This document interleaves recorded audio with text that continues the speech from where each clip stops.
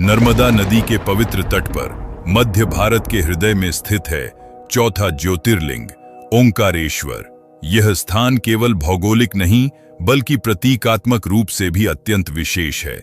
यहाँ शिव के दो रूपों की पूजा होती है, ओंकारेश्वर और ममलेश्वर। नर्मदा यहाँ दो धाराओं में विभक्त होकर एक ऐसे द्वीप का निर्माण करती है जिसका आकार स्वयं ओम के समान माना जाता है। यही कारण है कि इस पर्वत को ओंकार पर्वत कहा गया।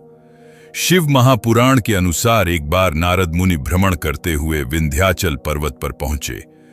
विंध्य पर्वत ने उन्हें आदरपूर्वक पूजा अर्पित की, परंतु उसमें अहंकार था। उसे लगा कि उसमें किसी चीज की कमी नहीं। नारद जी ने मुस्कुराते हुए कहा, तुम ऊंचे हो, पर मेरु पर्वत तुमसे भी ऊंचा है। यह सुनकर विंध्याचल को आत्मग्लानि हुई। उसने तय किया कि वह भगवान शिव की कठोर तपस्या करेगा। वह उस स्थान पर गया जहां ओंकार स्वयं विद्यमान है और वहां पार्थिव लिंग बनाकर 6 महीने तक पूजा करता रहा। विंध्य की निष्ठा और तपस्या से प्रसन्न होकर भगवान शिव प्रकट हुए और बोले, मैं तुमसे प्रसन्न हूं, वर मांगो। विंध्य ने शिव से उत्तम बुद्धि की याचना की, जिसे शिव ने सहज स्वीकार किया। उसी समय वहां आर्षि और देवता भी पहुंचे और भगवान से प्रार्थना की, हे शिव, कृपा करके यहीं सदा के लिए विराजिए। भगवान शिव ने उनकी प्रार्थना स्वीकार कर लिया और तभी एक ही लिंग से 2 रूप प्रकट हुए।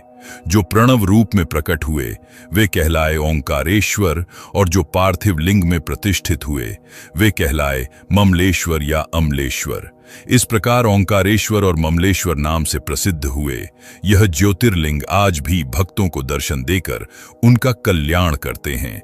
इस कथा का सार यही है कि अहंकार चाहे प्रकृति का ही क्यों न हो, अंततः उसे शिव तत्व के आगे झुकना पड़ता है। ओंकारेश्वर हमें सिखाता है कि शिव शक्ति है जो अहंकार को शांत कर संतुलन स्थापित करती है।